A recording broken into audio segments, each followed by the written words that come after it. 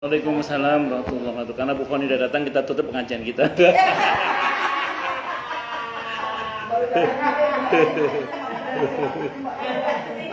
Nggih, ngapunten lahir batin.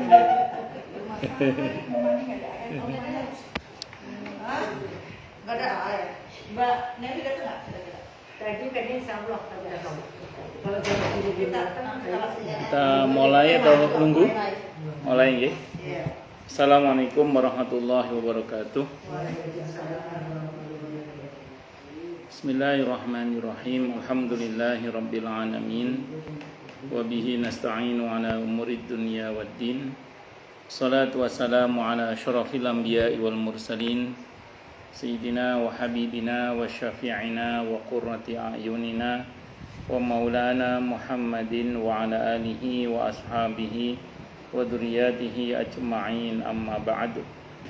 Asyhadu an la ilaha illallah wa asyhadu anna Muhammadar Rasulullah wa ufawwidu amri ilallah innallaha basirum bil ibad. Hasbiyallahu la ilaha illa huwa alaihi tawakkaltu wa huwa rabbul arsyil azim. Qala Allah ta'ala fi kitabihil karim hikayatan an nabiyillahi Musa alaihi salam. Rabbi syrah li sadri wa yassir li amri wahlul 'uqdatam min lisani yafqahu qawli. Para asatidah, para ibu-ibu sekalian, hafizani wa hafizakunallah, bil khusus sahibatul bait Ibu Alina dan Ibu Surya, yang semoga beliau berdua beserta keluarga besarnya dan kita semua semoga selalu dalam naungan rahmat, barokah, perlindungan serta bimbingan Allah Subhanahu wa taala. Amin Allahumma amin insyaallah. Dan tentu saya doakan semoga kemuliaan ibu-ibu sekalian selalu dijaga dan ditingkatkan terus oleh Allah Subhanahu wa taala sebagai seorang muslimah, sebagai seorang istri, sebagai seorang ibu, dunia hingga syurga. Amin Allahumma amin insyaallah. Allahumma inna nas'aluka ilman nafi'a wa rizqan thayyiba wa amalan mutaqabbala wa fatahallahu lana futuhal arifin. Allahumma inna na'udzubika min ilmin la yanfa' wa amalin la yurfa' wa qalbin la yakhsha' wa du'a la yusma'. Allahumma ati anfusana taqwaha wa zakkiha anta khairum man zakkaha anta waliyuha wa maulaha. Amin Allahumma amin insyaallah. Karena masih dalam suasana Syawal, saya ingin sampaikan taqabbalallahu minna wa minkum. Semoga Allah terima amal ibadah kita bil khusus selama bulan Ramadan, sehingga mudah-mudahan kita selepas Ramadan ini dan seterusnya menjadi pribadi-pribadi yang muttaqin, pribadi-pribadi yang semakin lebih baik hubungannya dengan Allah maupun dengan sesama, hingga kelak kita menghadap kepada Allah dalam keadaan husnul khatimah, syahid di jalan Allah Subhanahu wa taala. Amin Allahumma amin insyaallah. Kemudian ada pepatah Arab yang mengatakan man kasura kalamuhu kasura khata'uhu. Orang yang banyak ngomongnya banyak salahnya. Jadi di majelis ini yang banyak ngomongnya saya. Jadi kalau ada kesalahan saya baik sengaja atau tidak, maka saya mohon maaf lahir dan batin. Terus kemudian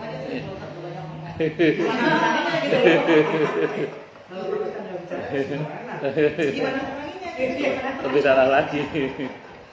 Nah, terus kemudian yang kedua, sempat ramai kan soal itu tidak ada ketentuan memaafkan di Syawal, bahkan ada yang mengatakan tidak boleh, itu bid'ah, macam-macam lah, orang ramai itu ya. Oh iya ramai, ya sempat ramai di media sosial. Oh iya, ya ada gitu, ya ada lah pokoknya ya, gitu, ada.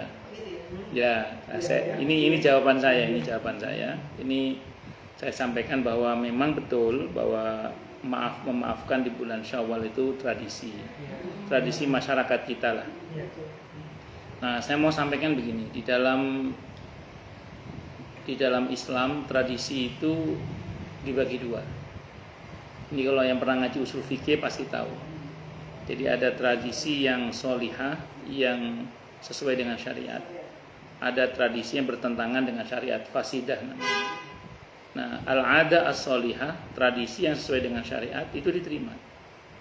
Nah, tradisi yang bertentangan dengan syariat itu ditolak. Nah, perihal maaf memaafkan ini termasuk yang sesuai dengan syariat atau bertentangan dengan syariat? Sesuai dengan Ya sudah, berarti tradisi ini diterima. Mana dalilnya? Dalilnya para ulama ya berdalil dengan firman Allah di surah Al-A'raf ayat 199. Kata Allah, "Khudhil afwa wa'mur bil 'urfi wa'rid 'anil jahilin." Jadilah pemaaf, kata Allah. Jadilah engkau pemaaf. Perintahlah dengan urf. Urf itu apa? Kebaikan yang terkait dengan ruang dan waktu atau tradisi tadi itu. Dan berpalinglah dari orang-orang yang jahil. Nah, jadi perihal maaf-maafan ini termasuk sesuatu tradisi yang sesuai dengan tuntunan syariat. Itu satu dulu ya. Yang kedua, perihal maaf-maafan ini perkara muamalah atau perkara ibadah mahdhah sebenarnya? Muamalah, sosial kan? Oke, kalau sosial kaidahnya apa? Al-aslu fil muamalati al-ibahah. Hukum asalnya muamalah itu adalah boleh hingga ada dalil yang melarangnya. Jadi selama tidak ada dalil yang melarang berarti boleh. Nah, justru yang melarang harus punya dalil itu, yang melarang itu. Nah, itu yang kedua ya, itu yang kedua. Terakhir yang ketiga, sependek yang saya pahami berkaitan dengan perihal maaf memaafkan yang nanti dikaitkan dengan halal bihalal. Itu kan semacam media sosial di masa itu. Jadi kalau kita pulang kampung beranjang sana ke semua saudara itu 2 minggu nggak selesai. Nah, disimpelkan oleh orang-orang tua kita dulu itu dikumpulkan sehingga sehari selesai. Nah, ya jadi kalau saya ditanya apa hukumnya halal bihalal atau perihal maaf memaafkan itu, ya saya jawab hukumnya seperti media sosial sekarang kayak Facebook, IG, ya, grup WA dan macam-macam. Seperti itu hukumnya. Maksudnya apa? Ya tergantung isinya apa. Ya kalau isinya kebaikan, silaturahim misalnya, perihal maaf memaafkan, sedekah, bukan cuma boleh banget itu, iya itu seperti itu. Tapi kalau isinya mungkin maksiat, ya maka ya maksiat itu dihilangkan, jangan kebaikannya dihilangkan. Itu ibarat nasi ada kerikilnya, dihilangkan kerikilnya. Nah, iya betul. Nah, tapi menarik Bu Arina. Saya pas ngomong gini, ada seorang ustadz yang ngomongin ke saya. Oh, itu bukan seperti kerikil sama nasi kecampuran kerikil. Bukan. Itu sama dengan kolak kecampuran tai kucing katanya. Buang semua. Dia ngomong gitu. Iya. Dia ngomong buang semua, dia bilang gitu. Itu buang semua, salah semua itu pokoknya, dia bilang gitu.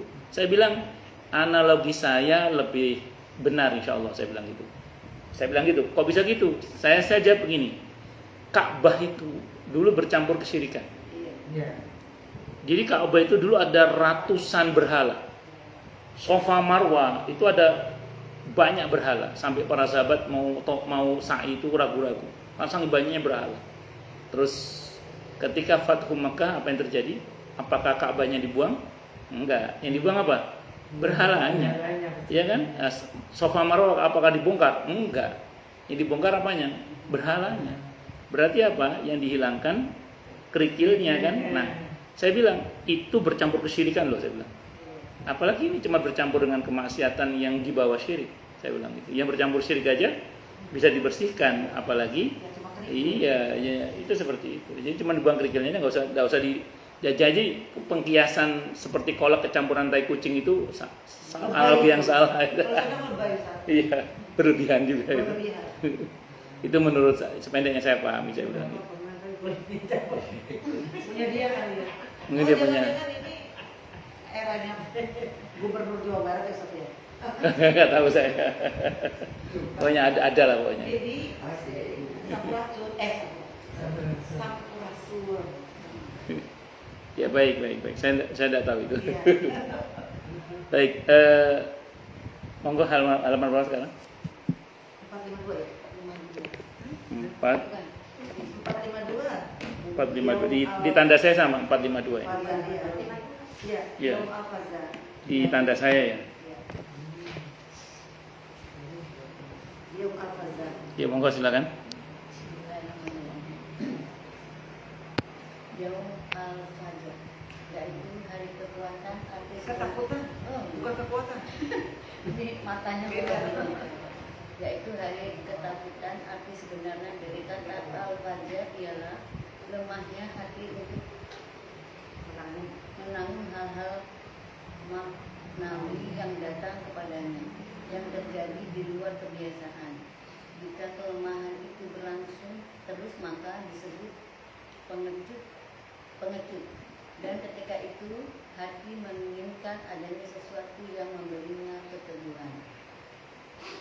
Dengan pengertian seperti ini, orang berkata, Fajr itu ini kaja. Maksudnya saya tidak mampu menanggungnya ketika dia datang, tidak seperti biasanya. Fajr itu ilah kaja.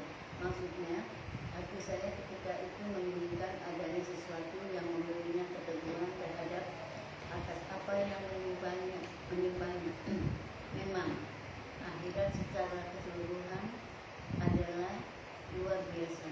Oleh karena itu semuanya menunjukkan fajar.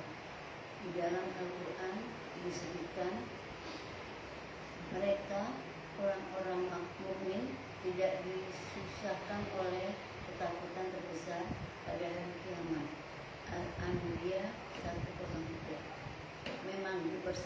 Memang diperselisihkan kapan dan apa yang dimaksud al-fajr al-akbar ini. Ada yang mengatakan ia adalah yang dimaksud dari firman Allah Ta'ala. Hari itu tidak ada kabar gembira bagi orang-orang yang berdosa. Al-Furqan 22. Dan ada pula yang mengatakan itu terjadi apabila neraka telah ditangkupkan kepada para penghuninya dan maut telah disembelih antara surga dan neraka. Adapun menurut Al-Hasan, Al-Fajr Al-Akbar terjadi ketika manusia disuruh masuk neraka. Dan ada pula riwayat darinya yang mengatakan bahwa Al-Fajr Al-Akbar dialah tiupan yang kedua, di mana para malaikat menjemput kaum mukminin dengan gembira, sehingga mereka keluar dan kabur masing-masing. Kabur masing-masing. Baik. Bismillahirrahmanirrahim.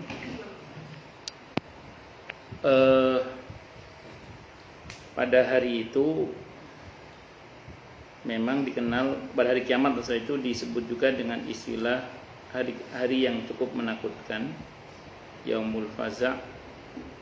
Kenapa? Karena pada hari itu semua Allah tampakkan. Mulai dari hari kebangkitan saja itu sudah mulai Allah tampakkan. Jadi baik buruknya amal kita di dunia itu membentuk tubuh kita, dari yang sempurna bercahaya sampai yang cacat, naudzubillah min syarri dzalik. Di situ aja sudah menunjukkan, ditampakkan tanpa ada yang disembunyikan. Belum lagi nanti kata Abdullah bin Mas'ud radhiyallahu an, manusia itu dibangkitkan dalam keadaan lapar, dahaga, telanjang, tidak beralas kaki, ya bahkan belum dikhitan. Abdullah bin Mas'ud radhiyallahu anhu menjelaskan riwayat itu dengan mengatakan, siapa yang di dunia pernah memberi makan dan minum, maka dia akan diberi makan dan minum sehingga dia tidak akan kelaparan dan tidak akan kehausan. Siapa yang di dunia pernah memberi pakaian, maka dia tidak akan telanjang. Siapa yang di dunia pernah memberikan sendal atau sepatu, maka dia tidak akan nggak akan nyeker. Mungkin ada yang nanya, kenapa kok mesti pakai sendal? Apa urgensinya? Yang pasti di Al-Quran dijelaskan bumi akan diganti dengan bumi yang baru. Di hadis dijelaskan bentuk bumi yang baru itu seperti perak, dan tidak ada dataran tinggi, tidak ada dataran dalam, rata datar semua. Terus kemudian matahari hanya 1 mil di atas kepala manusia. Dan ya kalau dulu kita masih kecil mungkin pernah lewat jalan aspal nggak pakai sepatu, itu rasanya. Lalu bagaimana nanti di mahsyar? Itulah, bersyukurlah bagi yang punya fasilitas sepatu itu. Termasuk kata Abdullah bin Mas'ud radhiyallahu anhu, siapa yang pernah kasih tumpangan kendaraan, apalagi pernah kasih kendaraannya, itu nanti dia akan diberi kendaraan sehingga dia tidak berjalan kaki. Kalau kita bertanya urgensinya apa kendaraan pada masa itu, jadi kita ini akan dibangkitkan di mana kita dikubur. Kalau kita dikubur di Indonesia misalnya, maka titik kumpulnya semua nanti mahsyar itu titik kumpulnya di Bumi Syam. Nah kalau kita ke sana jalan kaki kan ya capek. Tapi kalau masalahnya digiring pakai api, Bu. Iya. Nah sementara kalau kita pakai kendaraan kan insya Allah nggak capek. Dan kendaraan itu nanti bermacam-macam. Ada yang dinaiki berdua, bertiga, berempat, berlima, ada yang sendiri. Ya, kata para ulama, ya yang bersama berarti patungan di dalam kebaikan. Tapi ada ya lumayan. Tapi ada sendiri yang mungkin dia itu bersendiri di dalam berbuat kebaikan itu. Ke masjid dewe nilai saya gitu. Nah, jadi digambarkan kalau di kemarin kita ada jelaskan ya. Misalnya ada orang bikin masjid atau musola sendiri misalnya. Ada juga yang patungan sewarga atau ya itu nanti bareng-bareng. Di samping khusus tadi kalau kita pernah ngasih tumpangan kendaraan itu juga dapat fasilitas kendaraan. Supaya macam-macam lah. Singkat kata singkat cerita dari situ aja sudah kita bisa tahu apakah seseorang itu akan dapat fasilitas atau tidak itu kembali pada amalnya semasa di dunia. Dan kita bersyukur pada Allah kita tahu ilmu ini sementara kita masih hidup gitu. Nah, ini kesempatan kita untuk beramal. Betul. Nah, terus kemudian berkumpullah kita, orang tua kita dulu gimana ya, kita sedekah sekarang atas sama orang tua kita. Iya. Jadi kalau kita merasa orang tua kita dulu tidak cukup ilmu, tidak cukup banyak beramal berkaitan dengan fasilitas ukhrawi, ya kita yang membantu beliau mumpung kita masih hidup dan mumpung kita dianugerahi ilmu ini oleh Allah itu. Nah terus kemudian ini terus sampai kumpul di mahsyar, nanti di situ juga akan bisa diketahui bagaimana orang-orang yang mendapat fasilitas dan tidak mendapat fasilitas itu terbelah dalam dua kelompok ya. Secara umum ada yang dapat fasilitas haud telaga Rasulullah Muhammad SAW, terus dapat naungan dhillun yaumala dhilla ila dhillu, terus dapat mimbar-mimbar dari cahaya dan yang lain sebagainya. Tapi ada juga yang tenggelam oleh keringatnya sesuai dengan kadar amalnya. Mbak Rina ngasih gambaran kayak banjir Kemang kemarin yang sama-sama di Kemang tapi kadar tinggi air ternyata berbeda-beda. Nah jadi ya gambarannya itu ya. Terus singkat kata singkat cerita itulah yang mungkin bisa kita pahami ya dari keadaan orang pada saat itu, sudah bisa kita bayangkan bagaimana dahsyatnya. Sehingga kemudian itu belum kunjung diadakan pembagian rapot hisab. Dan itu menanti dalam keadaan seperti itu 500 tahun. Nah mereka yang dapat fasilitas tenang-tenang saja sih memang. Nah tapi yang tenggelam oleh keringatnya kan tidak tahan juga. Akhirnya mereka berkata, ayo kita datang kepada bapak kita Adam, siapa tahu dia bisa memohonkan syafaat untuk kita gitu. Ternyata Nabi Adam nggak sanggup sampai terakhir Nabi Isa alaihissalam. Nah, setelah itu baru beliau bilang coba datang kepada Nabi Muhammad SAW. Nah barulah Nabi kita Muhammad SAW yang memohonkan syafaat dengan izin Allah, sehingga terjadilah mulai proses hisab, mulai dari pembagian rapot. Ada yang terima dari arah depan, arah kanan ini selamat, ada yang dari arah kiri dilempar dari belakang ini alamat celaka. Nah ini sudah ketahuan. Nanti ada yang kemudian hisab itu dibebaskan hisabnya, semoga kita termasuk yang itu, amin insyaallah. Ada yang didesak dalam hisabnya alamat celaka, naudzubillah min syarri dzalik. Ada yang dimudahkan dalam hisabnya, ini juga masih selamat. Ya, kalau kita berharap semoga kita bebas hisab, bebas adab, amin insyaallah. Baru kemudian ada proses mizan, terus sirat, terakhir surga neraka. Ya, jadi semoga untuk kita surga tanpa mampir untuk disiksa di neraka. Nah, sirat sendiri itu sudah sangat mengerikan. Di samping jembatan yang kecil, sesuai dengan kadar amalnya orang melihat jembatan itu, dan kadar melewatnya sesuai dengan amalnya juga. Dan itu melintas dalam hadis Sahih Muslim, melintas di atas neraka. Di mana neraka itu punya gancu, yang setiap orang yang lewat di atas itu digancu. Tapi digantungnya itu random ya? Ya sekena-kenanya. Iya sekena-kenanya. Kecuali orang-orang yang diselamatkan oleh Allah. Sehingga dalam hadis katakan ada orang itu dadel duel, berantakan tapi dia selamat. Ada ya. Dadel duel tapi selamat. Tapi semoga kita nggak usah dadel duel lah. Amin insyaallah. Karena nanti ada orang-orang tertentu yang neraka tidak mau terima orang itu, sehingga dia nggak akan dicabik-cabik. Kenapa? Karena kalau sampai dia jatuh ke neraka dan dia menangis, maka padam. Siapa itu? Orang yang menangis karena berzikir, karena mengingat Allah. Nah itu. Orang menangis karena mengingat Allah itu air matanya mahal sekali. Nah, terus kemudian ada nanti orang-orang yang melintasi sirat itu seperti orang berjalan, ini yang selamat ya, orang berlari, ada orang seperti burung terbang, seperti kilat yang menyambar. Tapi ada yang ngesot, merangkak, ada yang berjalan dengan perutnya, ada yang baru nginjek udah kepelanting jatuh, udah macam-macam. Nah, ya itu kembali pada amalnya. Jadi kalau dia termasuk tipe orang yang bersegera dalam kebaikan, maka insya Allah termasuk yang bersegera dalam melintasi sirat. Nah, siapa yang dengan sengaja berlambat-lambat, ya lambat pula nanti saat melintasi siratnya itu. Itu seperti itu. Wallahu a'lam bishawab. Ya itulah diantara sekedar gambaran kengerian-kengerian di sana, tapi tidak semuanya mengerikan sih kalau dapat fasilitas tadi itu. Cuma kalau nggak dapat fasilitas memang sangat mengerikan sekali. Oke, saya kira itu. Monggo lanjut.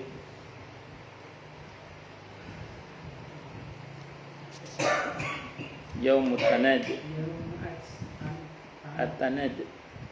Yaitu hari saling mengambil atau hari pergi tidak menentu tujuannya. Maksudnya jika huruf untuk fir artinya saling memanggil, berasal dari kata tidak. Tapi bila di tasdid berarti pergi tidak menentu tujuannya, dari kata nada. Dan arti kedua inilah yang dinyatakan dalam firman Allah Ta'ala, hari atau ketika mau hari ke hari berpaling ke belakang. Al-Mu'min 33, yakni pergi tidak menentu tujuannya. Dan diriwayatkan pula dari Abu Hurairah radhiyallahu anhu bahwa Rasulullah SAW bersabda, Allah menyuruh Israfil menyiapkan tiupan yang menakutkan, maka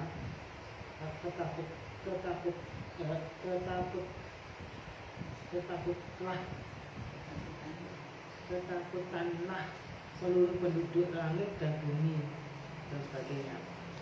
Pada waktu manusia berserakan porak-poranda di muka bumi, kaum wanita yang sedang menyusun anaknya bingungan. Wanita-wanita hamil melahirkan bayi yang dikandungnya. Anak-anak berubah. Orang-orang lari pontang-panting berpaling sambil memanggil sesamanya.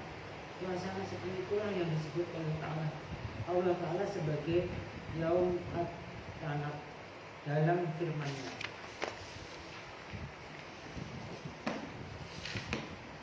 Hari panggil memanggil, hari atau ketika kamu lari berpaling ke belakang. Al-Mu'min 32-33. Ibnu Arabi berkata, banyak aksar yang diriwayatkan orang mengenai ini. Tapi ayat ini yang paling patut dipegang, maka tinggallah yang lain, karena artinya sama. Jadi cukuplah dengan satu saja, baik mengenai kengeriannya maupun arti yang sebenarnya. Saya katakan, telah kita jelaskan pendapat-pendapat ulama mengenai ini ketika kita menyebutkan hadis riwayat Abu Hurairah pada bab yang dimana manusia saat bumi dan langit berganti. Silakan periksa lagi di sana. Baik. Jadi panggil memanggil. Tadi ada beberapa ayat yang dikutip, termasuk juga lari kebingungan ya sana kemari. Saya mau terangkan dulu gini. Tapi sebelum saya terangkan, coba baca dulu surah Al-Hadid. Enggak bawa Quran ya? Al-Hadid surah ke-57 ayatnya ayat 12-13. Saya baca deh kalau enggak bawa.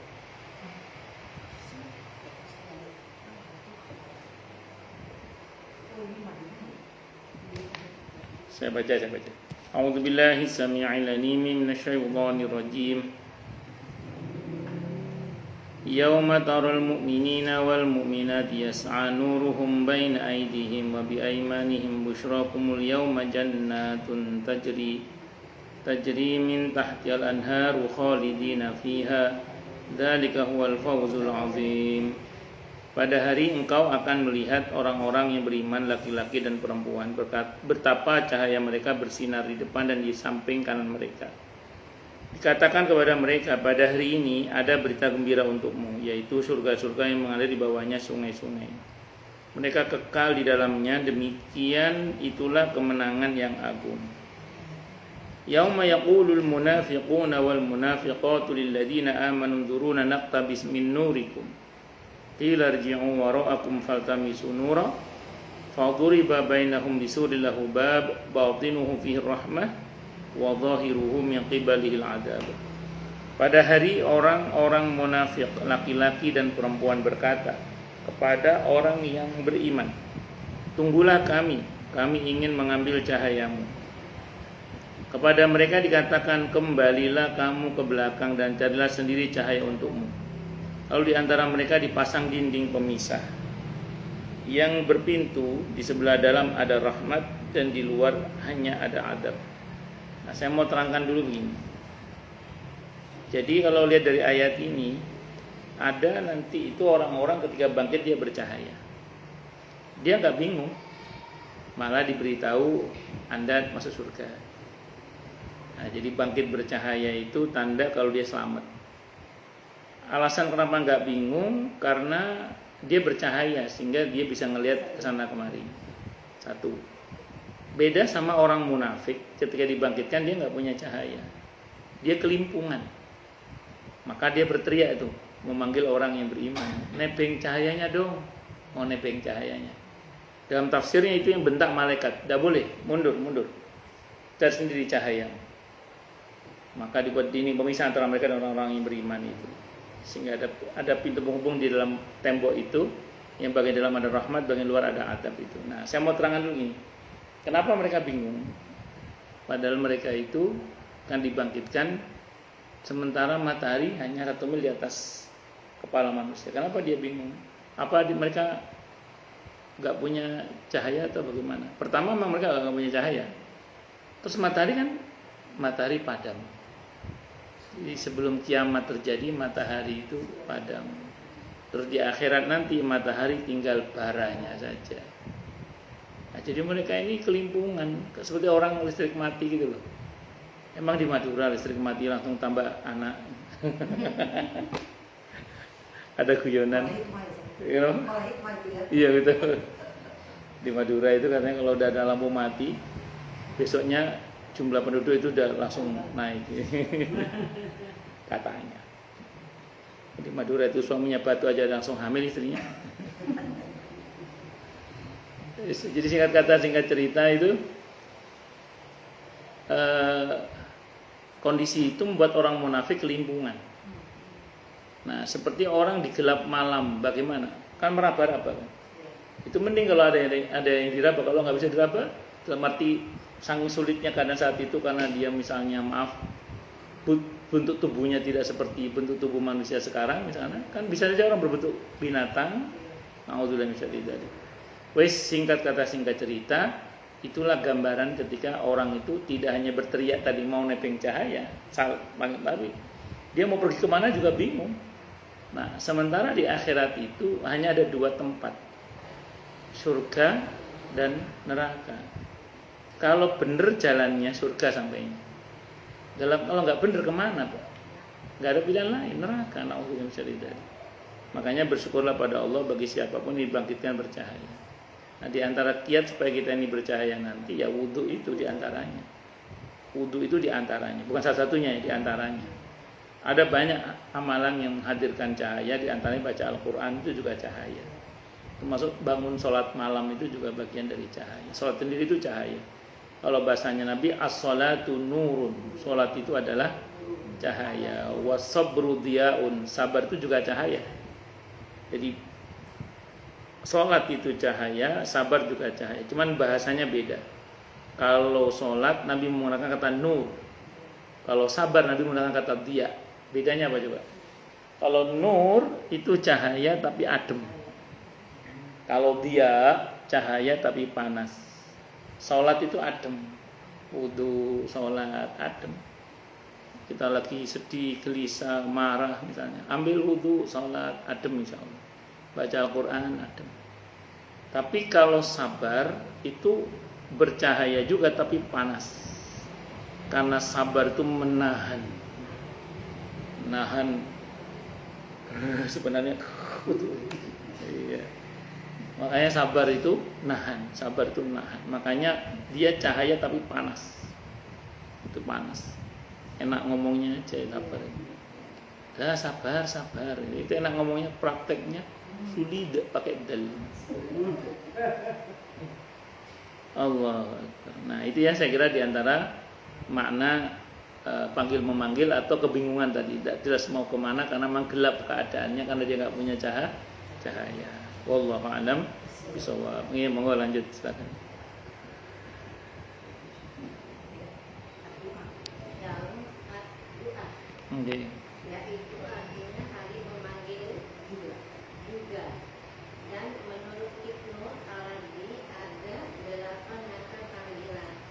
Satu, panggilan ahli surga kepada ahli neraka dengan mengingatkan janji Allah kepada masing-masing.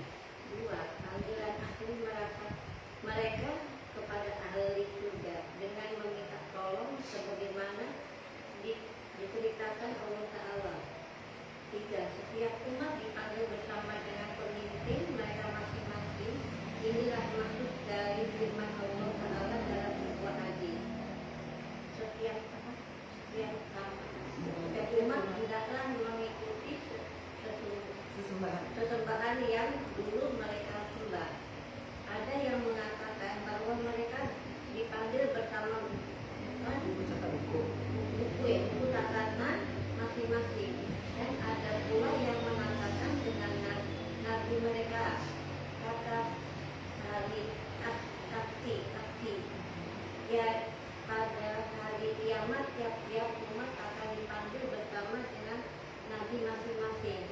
Mereka diserukanlah, hai umat Musa, hai umat Isa, hai umat Muhammad. Kecuali orang-orang cinta kepada Allah Ta'ala, adapun mereka dipanggil, hai para kekasih Allah, kembalilah kepada Allah Subhanahu wa Ta'ala. Dengan panggilan seperti itu hampir saja copot kaki mereka saking gembiranya. Keempat, seruan malaikat, ketahuilah sesungguhnya Fulan dan bin Fulan benar-benar berbahagia dengan kebahagiaannya yang tidak akan ada celaka sesudahnya, buat selama-lamanya. Dan sesungguhnya Fulan dan Fulan benar-benar celaka dengan kecelakaan yang tidak akan ada kebahagiaan sesudahnya, buat selama-lamanya. Ini akan kita bahas lagi nanti. 5. Seruan ketika disembelihnya, apa yang dinamakan maut. Hai ahli surga, katakanlah kamu sekalian, tidak akan ada lagi kematian. Hai ahli neraka, katakanlah kamu sekalian, tidak akan ada lagi kematian. 6. Seruan ahli neraka, alangkah celakanya kami, alangkah menyesalnya kami. 7. Perkataan para saksi sebagaimana disebut dalam Al-Quran, orang-orang inilah yang telah berdusta terhadap Tuhan mereka. Ingatlah kutukan Allah ditimpakan atas masing-masing Zahari. Lut 18 ya. 8. Panggilan Allah Ta'ala kepada ahli surga, yakni firman-Nya, apakah kamu sekalian ridho? Mereka menjawab, bagaimana kami tidak ridho, padahal Engkau telah memberi kami apa-apa yang tidak Engkau berikan kepada siapapun dari makhluk-Mu yang lain. Maka Allah Ta'ala pun berfirman, aku berikan kepadamu sesuatu yang lebih sama daripada itu, yaitu keriduanku, keriduanku. 9. Panggilan yang kesudah disebutkan oleh Abu Nur Al-Ain oleh Dari Marwan. bin Muhammad, dia berkata, Abu Hazim ya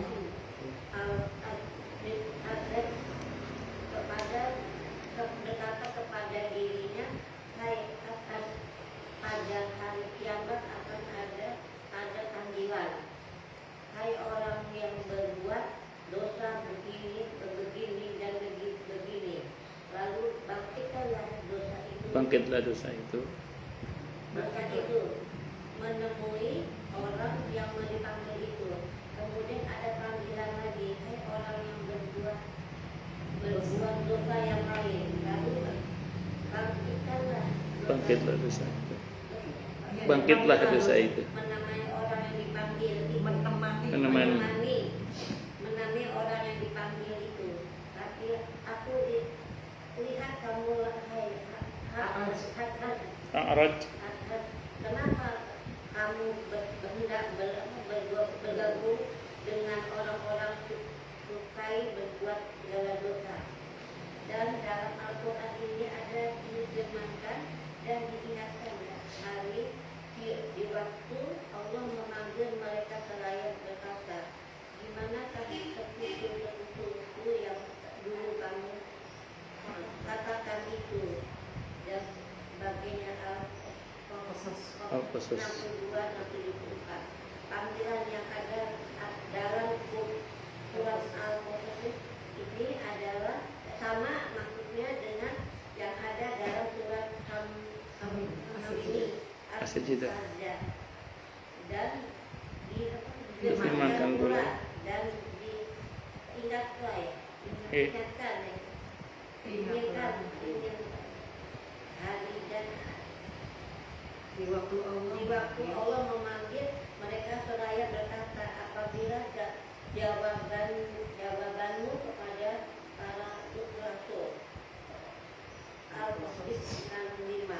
Dan masih banyak lagi macam-macam panggilan disebutkan dalam berbagai kabar yang akan kita terangkan nanti dalam bab orang yang masuk surga tanpa hisab. hisab. Bismillahirrahmanirrahim.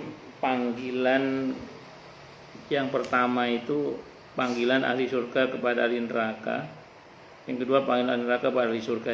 Tapi intinya gini, ahli surga yang mengakses terlebih dahulu, baru ahli neraka bisa mengakses. Sependek yang saya pelajari, bukan ahli neraka yang mengakses terlebih dahulu, tapi ahli surga yang mengakses terlebih dahulu, baru ahli neraka bisa mengakses. Jadi roh yang suci itu bisa mengakses yang kotor, tapi yang kotor tidak bisa mengakses yang suci kecuali diakses oleh yang suci itu.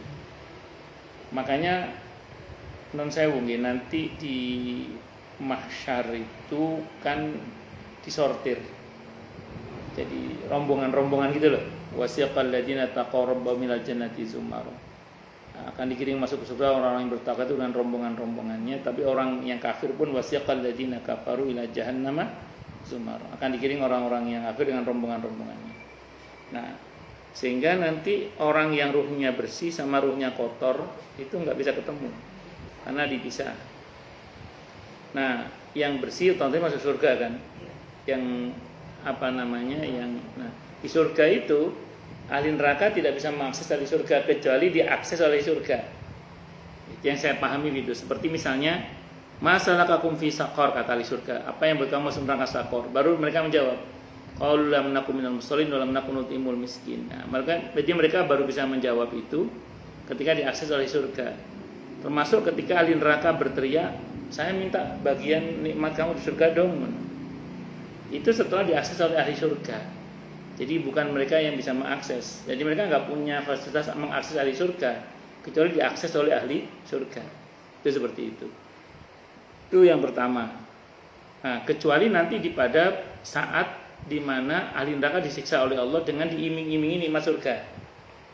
Jadi mereka bisa melihat itu ahli surga dengan aneka nikmatnya, di mana mereka kepanasan, mereka sejuk, mereka kehausan, ahli surga minum, itu diiming-imingi itu. Itu diantara bentuk siksaan neraka adalah nikmat surga ditampakkan kepada mereka. Mereka teriak-teriak kepada ahli surga itu. Tapi mereka bukan dalam konteks mengakses sebenarnya, tapi dalam rangka disiksa karena ditampakkan nikmat surga itu. Nah, di barzah ternyata di coupling juga itu yang hadisnya riwayat Ibnu Mubarak, hadisnya hasan atau sahih, bahwa orang yang ruhnya kotor sama bersih ahli rahmah itu tidak ketemu di barzah pun tidak ketemu. Kalau mau kita tarik sekarang ya, kan itu ada di mahsyar, di barzah. Kalau kita tarik ke sekarang, ruh kita ini tidak akan pernah bisa mengakses ruhnya orang-orang yang suci kalau ruh kita kotor. Tapi kalau ruh kita ini suci, dibersihkan oleh Allah, itu mudah mengakses ruhnya orang-orang yang suci, tapi juga bisa mengakses ruhnya orang yang kotor. Itu kalau kita suci. Nah, pertanyaannya, selama ini kalau kita mimpi sering ketemu dengan siapa?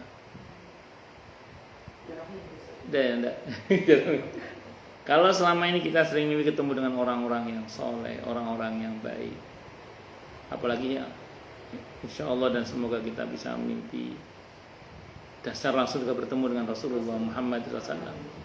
Bersyukurlah pada Allah, tapi yang kiri ya, bersyukurlah pada Allah, mudah-mudahan itu pertanda baik, yaitu ruh kita, semoga kita termasuk yang ruhnya disucikan oleh Allah Subhanahu wa taala. Tapi saya mohon maaf ya, kok kita setiap kali mimpi udah jarang ketemu sama orang soleh, seringnya ketemunya sama yang serem-serem itu misalnya. Iya. Nah, maaf ya, ini kita patut curiga. Jangan-jangan ruh kita ini kotor. Kok hampir tidak pernah bisa mengakses ruhnya orang-orang yang baik. Dan atau kemudian justru yang terjadi adalah kita bisanya malah mengakses ruhnya orang-orang yang misalnya nggak baik. Misalnya gitu ya. Kita patut curiga. Kecuali kalau begini, ruh orang yang baik bisa kita akses, sekali waktu kita ketemu sama yang nggak baik, itu masih aman lah itu. Ini deteksi awal aja sih. Mumpung kita masih hidup gitu, maksud saya gitu. Ya, kalau perasaan kita gampang sekali ngimpi ketemu sama orang-orang yang soleh, orang-orang yang baik, bersyukurlah pada Allah. Tapi saya tidak mengatakan pasti suci sih, cuman mudah-mudahan itu pertanda bahwa kita suci oleh Allah. Itu seperti itu. Jadi kita nggak usah ngomong nanti lah, ngomong sekarang aja, itu kira-kira gitu. Nah, terus kenapa kok Allah berikan akses ahli surga untuk mengakses ahli neraka? Ada dua tujuan yang saya pahami ya. Yang pertama, untuk memberikan syafaat kepada ahli neraka supaya diajak bareng masuk surga karena dulu mereka berserikat dalam kebaikan. Hadisnya sudah kita bahas kemarin, hadisnya Sahih riwayat Ibnu Majah di antaranya. Jadi ahli surga mengakses ahli neraka untuk diajak bareng masuk surga karena dulu mereka berteman dalam kebaikan. Ya, itu satu. Dan yang kedua, di antara sifat dasar manusia itu adalah dia akan merasa puas dan senang kalau melihat orang yang mendolimi dia itu dihajar, dibalas oleh Allah. Iya, manusiawi. Itu manusiawi. Jadi sangat manusiawi ketika ada seseorang itu senang melihat orang yang pernah mendolimi itu dibalas oleh Allah. Maka mereka diberi akses ke neraka itu untuk melihat itu loh, orang yang dulu mendolimi kamu. Itu puas sekarang kamu ya, lega saya Allah, lega. Itu manusiawi. Iya. Oh iya, itu loh yang dulu merampok harta, harta kaum muslimin. Oh itu dulu yang menggenosida, ditunjukkan. Nah, itu yang kedua, itu tujuannya supaya ahli surga itu terpuaskan. Oh berarti Allah sudah balas kezaliman mereka, adil. Iya betul. Itu seperti itu. Nah, jadi bisa dimengerti maksudnya ya. Itu yang pertama untuk memberikan syafaat karena berserikat dalam kebaikan. Yang kedua untuk diperlihatkan kepada mereka balasan Allah kepada orang-orang yang pernah mendoliminya atau berbuat dolim dulu di dunia. Wis lega ya, kira-kira gitu. Nah, jadi singkat cerita, ya semoga kita termasuk yang min ashabil jannah itu ya. Amin Allahumma amin, insyaallah, mudah-mudahan. Adapun bentuk panggilan-panggilan yang lain saya kira tadi sudah dibaca, tapi secara umum yang untuk kita itu tadi itu yang berkaitan dengan ahli surga dan ahli neraka, deteksi awalnya sekarang di dunia ini. Kira-kira kalau kita mimpi lebih sering ketemu dengan siapa gitu. Karena itu ruh kita itu, saya ulang ya, kalau mudah mengakses berikadenya orang-orang yang baik, saya ulang bersyukurlah pada Allah. Mudah-mudahan itu pertanda kita ini dibaikan roh kita oleh Allah.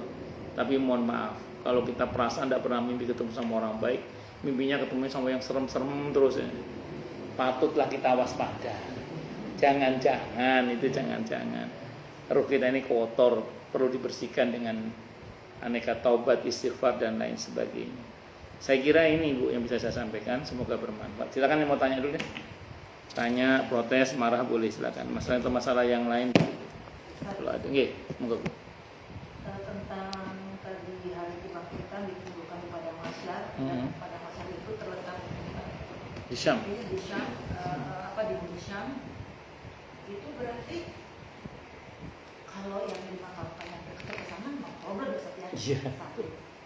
Kedua, apakah ibaratnya kita kan sering dengar tuh para tetua kita mau meninggal di Mekah, Madinah. Apa mungkin salah satu yang menjadi kondisinya itu supaya dekat dengan Buddhism?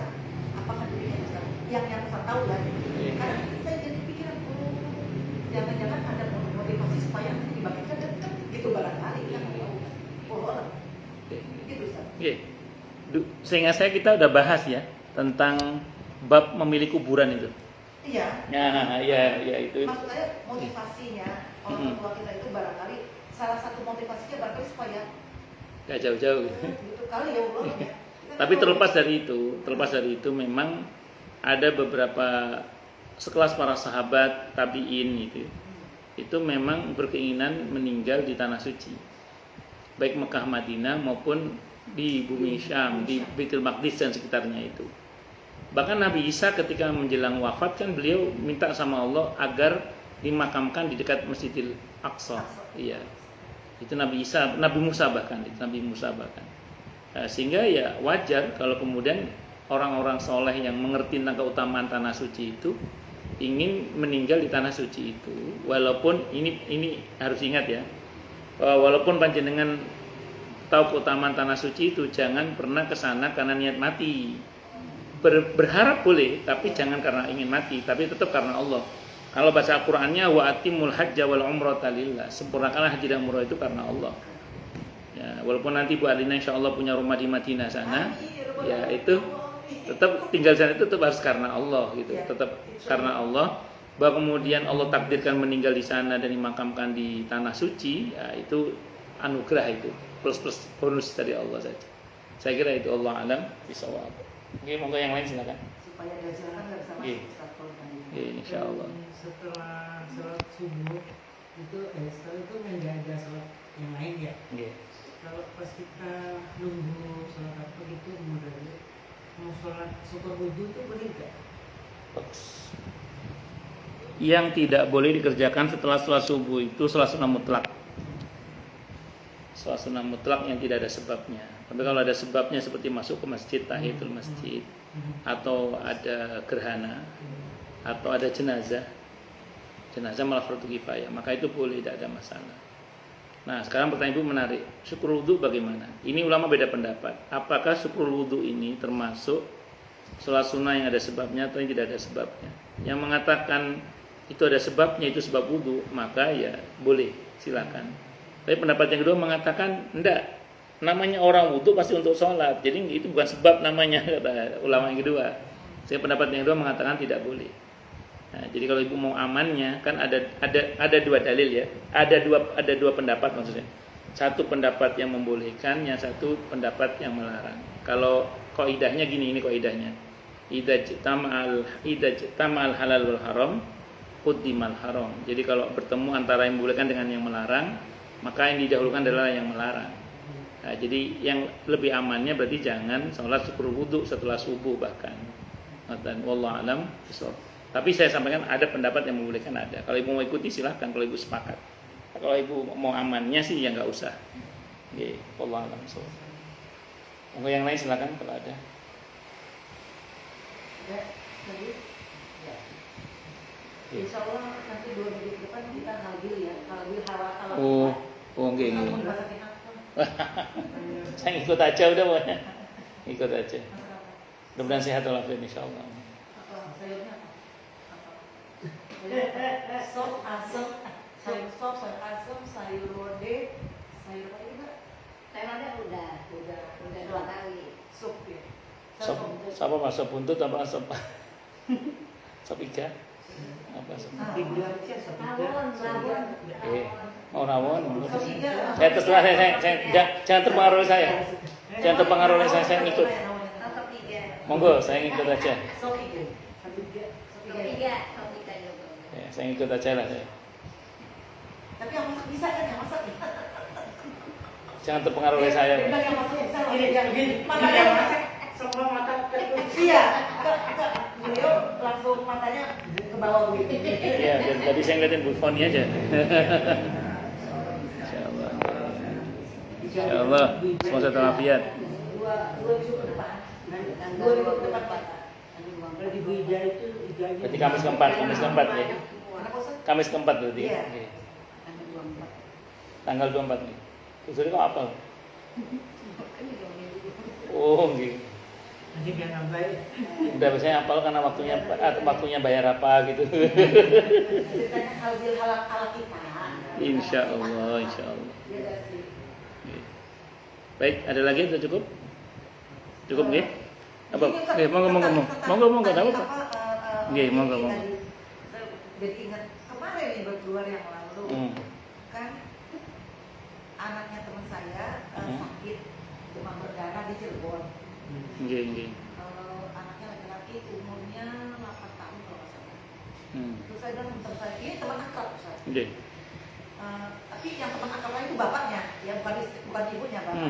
Karena sama-sama Dosen. ngambil S2. Oh.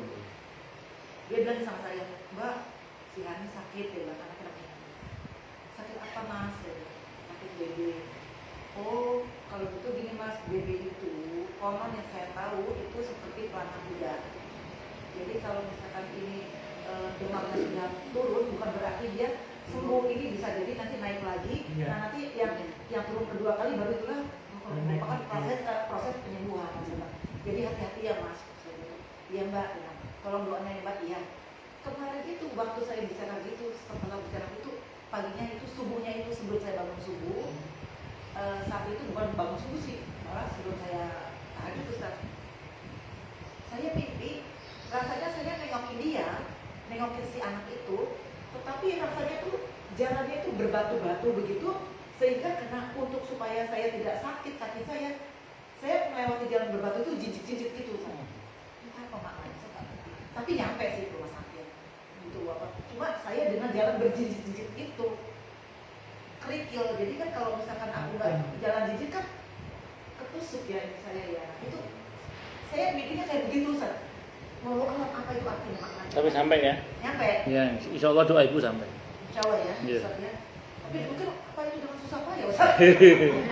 Nah, mungkin kan ada, saya nggak tahu Allah alam ada apa, tapi insya Allah sampai doa itu. Insya Allah. Ya. Insya Allah. Mungkin walaupun tidak secepat yang dibayangkan, tapi sampai insya Allah. Tidak baik sangka aja sama Allah. Iya baik sangka sih memang itu. Cuma jadi mikir tadi, saya pernah mimpi ya. Kalau sama mimpi Rasulullah pernah dulu saya udah lama Ustaz. Ya, tapi kan pernah kan? Pernah. Ya, insya Allah. Waktu saya tanya itu jurusan Rodoh ya. Terus pakai subar gitu. Iya. Itu saya yang punya. Rasulullah. Tapi surbannya aja Ustaz. Oke. Letak surbannya aja. Dulu tak udah lama. Ya, alhamdulillah, masya Allah. Gitu aja Ustaz. Oke. Ada lagi? Jadi Sofi dari saya. Siap. Saya ngikut aja. Siap. Saya ngikut aja. Konfirmasi perlu kan? Iya. Jangan salah. Bu siapa? Ya, apalah kan? Ini pernah. Ya. Saya ikut aja udah. Enggak. Oke, kita tutup dengan hamdalah. Alhamdulillahirabbil alamin. Semoga kajian kita bisa bermanfaat, mubarakah fid dini wa dunya wal akhirah untuk kita, keluarga kita dan seluruh umat Islam semuanya. Dan mudah-mudahan kita semua dijadikan oleh Allah sebagai orang-orang yang sukses dunia akhirat, selamat dunia akhirat, bahagia dunia akhirat, dan dipermudah setiap urusan kita oleh Allah fid dini wa dunya wal akhirah. Semoga Allah limpahkan hidayah selalu untuk kita, semoga Allah tingkatkan selalu hidayah untuk kita, dan semoga Allah berikan hidayah untuk siapapun yang melihat kita.